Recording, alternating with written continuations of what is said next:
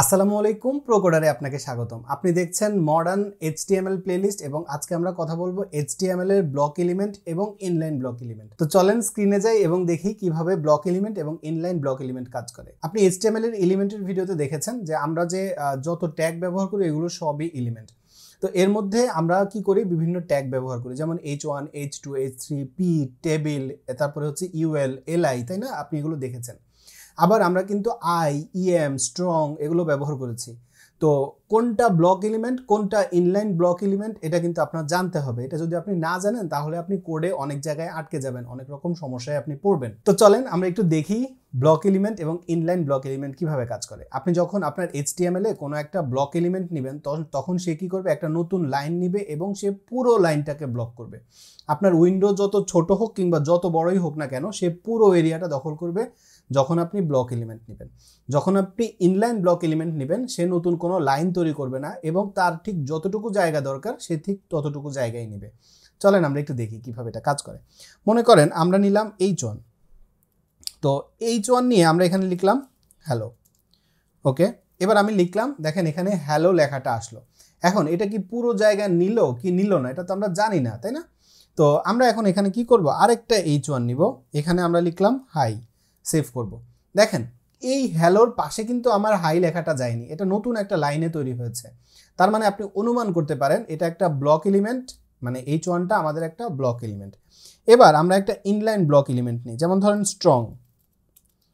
এবার আমরা এখানে লিখলাম হাই, সেভ করব।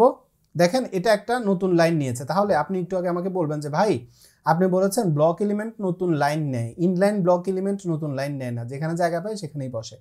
এই যে H1 এটা কিন্তু আমার পুরো জায়গা দখল করে নিয়েছে, তাহলে এই হাইয়ের তো আর কোনো জায়গা নাই, যে কারণে সে ঠিকই নতুন লাইনে এসছে। এবার আমরা যদি এখানে আরেকটা স্ট্রং নিই, এবার এখানে আমি বললাম হ্যালো। এবার যদি সেভ করি, আপনি দেখেন এই হ্যালোটা আমার এই হাইয়ের পাশে চলে আসলো। তার মানে কি, এগুলো হচ্ছে আমাদের ইনলাইন ব্লক এলিমেন্ট, এগুলো হচ্ছে আমাদের ব্লক এলিমেন্ট। এবার আমরা একটু স্টাইলে যাব, এখানে গিয়ে আমরা লিখলাম H1 এবং স্ট্রং, দুইজনকেই নিলাম।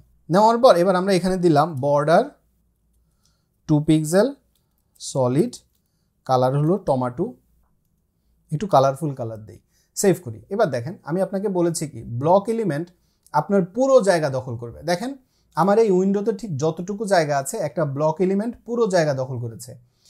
ইনলাইন ব্লক এলিমেন্ট আমি কি বলেছি, যতটুকু জায়গা দরকার ততটুকু জায়গায় সে নেয়। দেখেন যতটুকু জায়গা দরকার সে ততটুকু নিয়েছে, সে অতিরিক্ত জায়গা নেয়নি।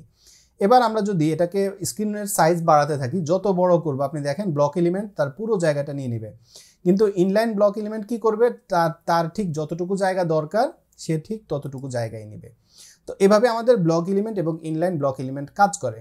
এবং সব সময় আপনার যদি কোনো ইনলাইন ব্লক এলিমেন্ট ব্যবহার করার দরকার হয়, আপনি সেটা ব্লক এলিমেন্টের ভেতরে ব্যবহার করবেন। কখনো ইনলাইন ব্লক এলিমেন্টের ভেতরে ব্লক এলিমেন্ট ব্যবহার করবেন না, এটা অবশ্যই মাথায় রাখবেন। যেমন আপনি কিন্তু দেখেছেন আমরা যখন লিঙ্ক নিয়েছিলাম তখন আমরা একটা এ ট্যাগ নিয়েছি, তাই না? এ ট্যাগের ভিতরে আমরা আপাতত লিখে দিই হ্যাশ দিই, মানে একটা ব্ল্যাঙ্ক লিঙ্ক। এখানে আমি লিখলাম হোম, সেভ করব। এবং আপনি দেখেন এটা একটা ইনলাইন ব্লক এলিমেন্ট, এটা আমার সাইডে চলে আসছে, এটার সাইডে আমার বাকিগুলো চলে আসছে। এবং এখানে যদি এখন আমি কমা দিয়ে এ দিয়ে দিই তাহলে আপনি দেখবেন এও পুরো এরিয়াটা দখল করে নিল। এখন আমার যদি এই যে H1 এটা একটা ব্লক এলিমেন্ট, এটার মধ্যে আমি যদি একটা লিঙ্ক অ্যাড করতে চাই তাহলে আমি কি করব, এখানে আরেকটা H1 নিব এবং এই H1 এর ভিতরে আমি হচ্ছে লিঙ্কটাকে এভাবে দিয়ে দেব। এটা হচ্ছে বেস্ট প্র্যাকটিস। আপনি কখনোই এমন কাজ করবেন না, এটাকে এখানে কেটে এখানে আমি এই লাইনটাকে আবার ডুপ্লিকেট করি। আচ্ছা, ডুপ্লিকেট করে এখানে আমি একটা এই লাইনটাকে কেটে নিলাম, এখানে একটা H1 দিলাম, দিয়ে এটার ভিতরে লিঙ্কটা দিলাম এরকম। তো এখানে কি ঘটনা ঘটলো, আচ্ছা এখানে আপনি দেখেন, আচ্ছা এখানে একটা লাইন আসছে, এটা কোনো সমস্যা না। দেখেন এখানে আমি হচ্ছে একটা ইনলাইন ব্লক এলিমেন্টের ভিতরে একটা ব্লক এলিমেন্ট লিখেছি, এটা হচ্ছে ব্যাড প্র্যাকটিস, এটা হচ্ছে গুড প্র্যাকটিস। ব্লক এলিমেন্টের ভিতরে ইনলাইন ব্লক এলিমেন্ট। তো সবসময় আপনি যখন ইনলাইন ব্লক এলিমেন্ট নেবেন চেষ্টা করবেন সেটা ইনলাইন নিতে পারেন, সমস্যা নেই। কিন্তু যদি কখনো ব্লক এলিমেন্টের ভিতরে ইনলাইন ব্লক এলিমেন্ট নেওয়ার দরকার হয় আপনি সেটা নেবেন। ইনলাইন ব্লক এলিমেন্টের ভিতরে কখনো ব্লক এলিমেন্ট নেবেন না, প্রয়োজন হলেও না। তো এটা অবশ্যই খেয়াল রাখবেন। এবং অলরেডি আপনি দেখতে পাচ্ছেন এখানে একটুখানি ব্রোকেন চলে আসছে, কিন্তু দেখেন আমি এখানে ক্লিক করছি না, এখানে ক্লিক করছি, কিন্তু সেটা এখানে পাচ্ছে এরকম আর কি। তো এখন আপনার একটু জানতে হবে কোনগুলো ব্লক এলিমেন্ট, কোনগুলো ইনলাইন ব্লক এলিমেন্ট। আপনি যখনই দেখবেন কোনো একটা এলিমেন্ট নেওয়ার পর সে ফুল এরিয়া দখল করে নিচ্ছে, আপনি বুঝবেন এটা একটা ব্লক এলিমেন্ট। আমরা একটা কাজ করি, সেটা হচ্ছে এখানে একটা কমেন্ট করি যে গুড প্র্যাকটিস, এবং এই অংশটুকুকে এখান থেকে কেটে এটার ভিতরে দিয়ে দেই এভাবে। তারপর এখানে আরেকটা কমেন্ট করব যে ব্যাড প্র্যাকটিস, এবং এখানে এই কোডটাকে দিয়ে দেব। তাহলে আপনার কাছে একটা রেফারেন্স থাকবে আর কি। ওকে, তো দেখেন এটা গুড প্র্যাকটিস, এটা ব্যাড প্র্যাকটিস। আচ্ছা, তো এখন আপনি কিভাবে বুঝবেন যে কোনটা ব্লক এলিমেন্ট, কোনটা ইনলাইন ব্লক এলিমেন্ট? আপনি সিম্পলি যদি আপনার কাছে কখনো কনফিউশন মনে হয়, আপনি বর্ডার অ্যাড করে দেখতে পারেন। আবার আপনি যদি দেখেন যে একটা নতুন লাইন নিচ্ছে, তখন আপনি বুঝবেন যে এটা ব্লক এলিমেন্ট, এটা ইনলাইন ব্লক এলিমেন্ট। আমি একটা কাজ করি, সেটা হচ্ছে আমি একটা ওয়েবসাইটের লিঙ্ক আপনাকে দেই। এই লিঙ্কটা আমরা একটু ওপেন করি। এটা W3 স্কুলসের ব্লক এলিমেন্ট এবং ইনলাইন ব্লক এলিমেন্টের লিস্ট। তো এখানে দেখেন এরা হচ্ছে ব্লক এলিমেন্টগুলো বলে দিয়েছে, যেমন অ্যাড্রেস, আর্টিকেল, অ্যাসাইড। এই যে আর্টিকেল, অ্যাসাইড এখনো দেখাইনি, দেখাবো সামনে ইনশাল্লাহ। ব্লক কোড, তারপরে দেখেন ডিভও একটু পরে দেখাবো ইনশাল্লাহ। তারপরে দেখেন ফুটার পরে দেখাবো, ফর্ম পরে দেখাবো, H1 থেকে H6, তারপরে হচ্ছে HR। এগুলো সব কি ব্লক এলিমেন্ট।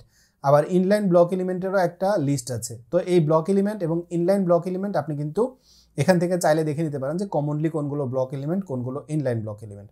তো এইটুকু বুঝলেই হবে। এই লিঙ্কটাকে আমি হচ্ছে কপি করে নেই আপনাদের রেফারেন্সের জন্য, এবং আপনারা তো এই ভিডিও সোর্স কোড পাবেনই ইনশাল্লাহ, তাই না? তো সোর্স কোডে যাতে এটা পেয়ে যান, সেজন্য লিঙ্কটা আপনাদেরকে দিয়ে দেই। এখানে আমি হচ্ছে একটা লিঙ্ক করে দিই যে ইউজফুল। এই লিঙ্কে গিয়ে আপনারা আরো ডিটেইলে হচ্ছে HTML ব্লক এলিমেন্ট এবং ইনলাইন ব্লক এলিমেন্ট সম্পর্কে জেনে নেবেন। বেসিক্স এতটুকুই যে যখন আপনি কোনো একটা ব্লক এলিমেন্ট নেবেন, সে পুরো এরিয়া, মানে ওই এক লাইনের পুরো এরিয়া সে দখল করে নেবে। যদি আপনি ইনলাইন ব্লক এলিমেন্ট নেন, তাহলে তার ঠিক যতটুকু জায়গা দরকার সে ঠিক ততটুকু জায়গায় নেবে। আর ব্লক এলিমেন্টের ভেতরে ইনলাইন ব্লক এলিমেন্ট ব্যবহার করতে পারেন যদি প্রয়োজন হয়, কিন্তু কখনোই ইনলাইন ব্লক এলিমেন্টের ভিতরে ব্লক এলিমেন্ট ব্যবহার করবেন না। ব্লক এলিমেন্টের উদাহরণ হচ্ছে H1, H2, H3, P, এগুলো block element form. Inline block element হচ্ছে আমাদের স্ট্রং, স্প্যান, তারপরে এম্পাসাইজের EM, I মানে ইটালিকের জন্য, এগুলো হচ্ছে আমাদের কি ইনলাইন ব্লক এলিমেন্ট।